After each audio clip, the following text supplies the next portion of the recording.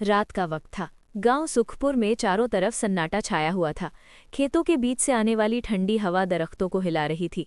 गांव के लोग जल्दी सो जाया करते थे, लेकिन इस रात कुछ अजीब था। गांव की औरतें अक्सर आपस में बात करती थी कि पिछले कुछ हफ्तों से गांव में अजीब वाकयात हो रहे हैं। कहते हैं किसी ने गांव में जादू टोना किया है। चौपाल पर गांव वाले बैठे थे। लालटेन की मध्यम रोशनी में सबकी आंखों में खौफ साफ नजर आ रहा था। भाई, ये सब आम बीमारी नहीं है, ये किसी का किया कराया है। कोई टोना कर रहा है हमारे गांव में। हाँ, कल रात मैंने खुद देखा था, पीपल के दरख्त के नीचे कोई औरत काले कपड़ों में कुछ बिखेर रही थी। अरे, ये तो बड़ा मनहूस है। टोने का असर पूरे गांव पर पड़ेगा। देखो भाइयों, टोना बहुत खतरनाक होता है। इससे इंसान की रूह तक को बांध लिया जाता है। हमें ये पता लगाना होगा कि ये कौन कर रहा है। मैंने अभी अभी देखा, काली सड़क के किनारे किसी ने मिट्टी में खून से बने गोले और नींबू रखे हैं। ये सुनते ही सबकी रूह कांप गई। गांव के एक कोने में फजल का घर था। फजल की बीवी सना कई दिनों से बीमार पड़ी थी। सुनो जी, मुझे लगता है कोई मेरे गले को पकड़ लेता है। मैं चिल्ला नहीं पाती। अरे, ये कैसा वहम पाल लिया है तुमने? मैं तो पास ही ले। रात का वक्त था। गांव सुखपुर में चारों तरफ सन्नाटा छाया हुआ था। खेतों के बीच से आने वाली ठंडी हवा दरख्तों को हिला रही थी। गांव के लोग जल्दी सो जाया करते थे, लेकिन इस रात कुछ अजीब था। गांव की औरतें अक्सर आपस में बात करती थी कि पिछले कुछ हफ्तों से गांव में अजीब वाकयात हो रहे हैं। कहते हैं किसी ने गांव में जादू टोना किया है। चौपाल पर गांव वाले बैठे थे। लालटेन की मध्यम रोशनी में सबकी आंखों में खौफ साफ नजर आ रहा था।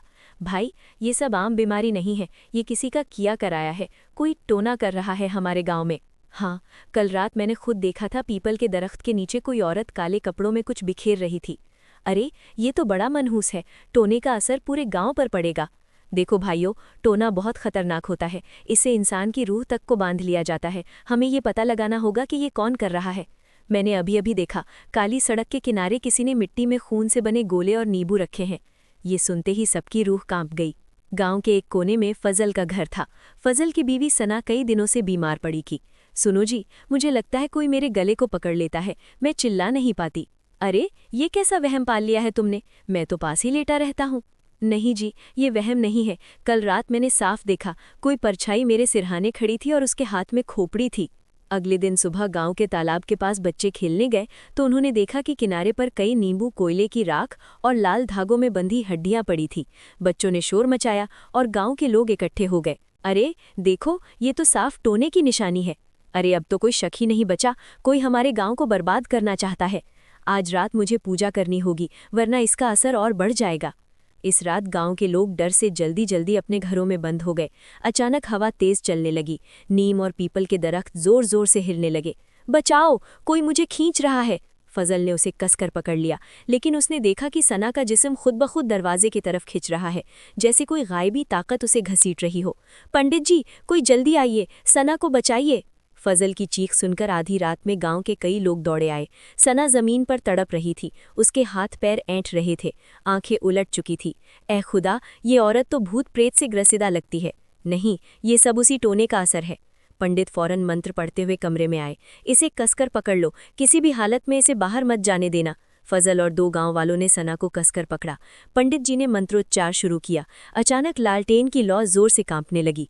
छोड़ दो इसे, अब ये मेरी है, कोई नहीं बचा सकता इसे। इसी बीच गांव के चौकीदार ने बताया कि उसने कई बार रात को काली साड़ी पहने एक औरत को पीपल के दरख्त के नीचे देखा है। मैंने देखा, वो औरत राख और नींबू से गोला बनाती है और उसमें हड्डियां गाड़ देती है। लेकिन कौन हो सकती है वो? सुना है पास वाले गांव की माया चाची जादू टोना करती है। कहीं वही तो नहीं? वो हो सकती है, लेकिन बिना सबूत किसी पर इल्जाम मत लगाओ। हमें खुद जाकर देखना होगा। इस रात पंडित जी, फजल, रहमत और गफ्फार, 4 लोग लालटेन लेकर पीपल के दरख्त की तरफ निकले। हवा में अजीब सी बू थी, जैसे किसी ने जानवर की कुर्बानी दी हो। दरख्त के नीचे पहुंचते ही सबके कदम रुक गए। जमीन पर राख, नींबू और खून से बनी शक्लें पड़ी थीं और एक मिट्टी में गड़ी हुई मिट्टी की गुड़िया मिली जिस पर सना का नाम लिखा था। ये तो मेरी बीवी का नाम है। अब तो साफ हो गया, किसी ने सना पर टोना किया है।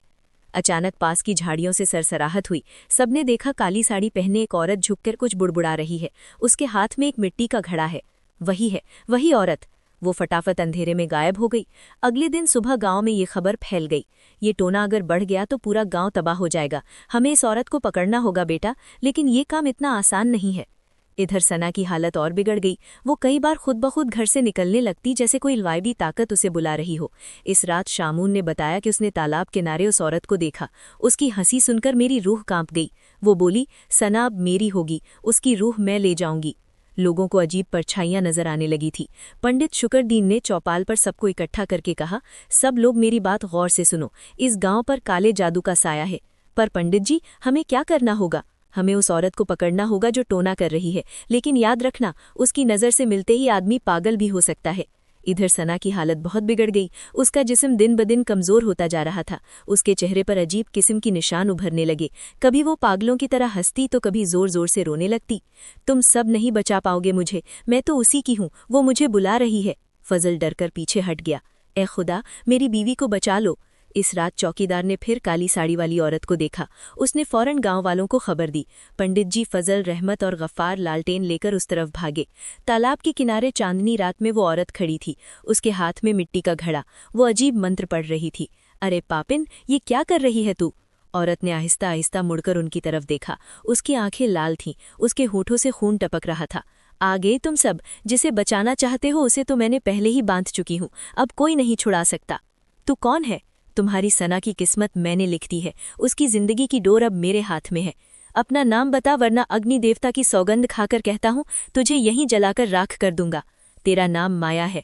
हाँ, वही माया जिसका तुम सब ने तौहीन की थी।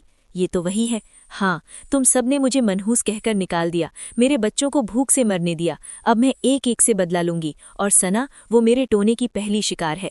माया ने अचानक अपने घड़े से काला सियाल जमीन पर फेंका। अचानक हवा तेज हो गई। काले धुएं से चारों तरफ अंधेरा छा गया। इसी वक्त सना अचानक अपने घर से निकलकर भागती हुई वहां पहुंच गई। उसकी आंखें सफेद थीं, चेहरा काला पड़ चुका था।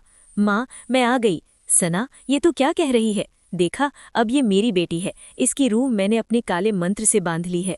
पंडित जी, मेरी सना को बचा लीजिए। आज ये फैसला कुन रात है, या तो टोना टूटेगा या फिर ये औरत सना की रूह लेकर चली जाएगी। सना पागलों तरह माया की तरफ बढ़ रही थी। अरे दुष्ट, तेरे सारे टोने मेरी मंत्र शक्ति के सामने टिक नहीं पाएंगे। उन्होंने हाथ में गंगा जल की शीशी उठाई और चारों तरफ छिड़कने लगे। तू मुझे नहीं रोक पाएगा। माया ने अपना खून जमीन पर टपकाया। इसी पल काले धुएं से 3 काले साए निकलकर वहां घूमने लगे।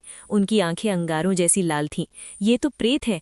पंडित जी, हमें बचाइए। मैं अब इंसान नहीं, मैं अब इसी की हूँ। सना, सना, होश में आओ, मैं तुम्हारा शौहर हूँ। सना ने अचानक उसे जमीन पर गिरा दिया। पंडित जी, बचाइए। पंडित जी ने फौरन अपने आसन पर बैठकर मंत्र का जाप शुरू किया। माया चीखती हुई जमीन पर गिरने लगी। रुको, ये मंत्र मेरी रूह को जला देंगे। तूने मासूम रूहों को बांधा है, आज तेरी शक्ति यहीं खत्म होगी। उन्होंने गंगाजल सना पर छिड़का। सना जोर से चीखी और जमीन पर गिर पड़ी। उसके जिस्म से धुएं का बादल निकला और सीधा माया के घड़े में समा गया। माया ने घड़े को पकड़ने की कोशिश की, लेकिन घड़ा अचानक फट गया और उसमें से आग की लपटें निकली। नहीं, ये नहीं हो सकता। मेरी साधना, मेरी शक्ति, सब खत्म हो रही है। वो जमीन पर तड़पने लगी। उसका जिस्म राख की तरह काला पड़ गया। उसके जिस्म से धुआं उठकर आसमान में गायब हो गया। सना आहिस्ता आहिस्ता उठी। उसकी सांसें मामूल पर आ चुकी थीं। फजल, क्या हुआ था मुझे? अब सब ठीक है सना, वो दुष्ट औरत चली गई। हाँ, लेकिन याद रखो, ऐसे टोने का असर जल्दी खत्म नहीं होता। हमें पूरे गांव की सफाई करनी होगी, तब जाकर ये बुरा साया हटेगा। अगले दिन पूरे गांव में हवन किया गया और घरों में गंगाजल छिड़का गया। लोग अब आहिस्ता आहिस्ता चैन की सांस लेने लगे। पंडित जी, आपने हमें बचा लिया। बेटा देखो, बचाने वाला तो खुदा है, इंसान तो सिर्फ जरिया होता है। रात गहरी होते ही पीपल के दरख्त के पास अब भी अजीब आवाजें आती हैं। शायद माया की रूह अब भी चैन से सो नहीं पाई। गांव वाले उस जगह से गुजरते हुए आज भी कांप जाते हैं। हमें पूरा यकीन है दोस्तों कि आप लोगों को ये कहानी ज़रूर पसंद आई होगी। अगर आपके साथ भी कुछ ऐसे अनकहे वाकयात हो चुके हैं तो प्लीज़ हमारे साथ शेयर करें, हम ज़रूर अपने चैनल पर उन्हें दिखाएंगे। हमारी ईमेल आईडी नीचे डिस्क्रिप्शन बॉक्स में दी गई है, तो प्लीज़ हमारे वीडियो और चैनल को शेयर एंड सब्सक्राइब करें और बने रहिए हमारे साथ ऐसे ही अनकहे किस्से और कहानियाँ सुनने के लिए।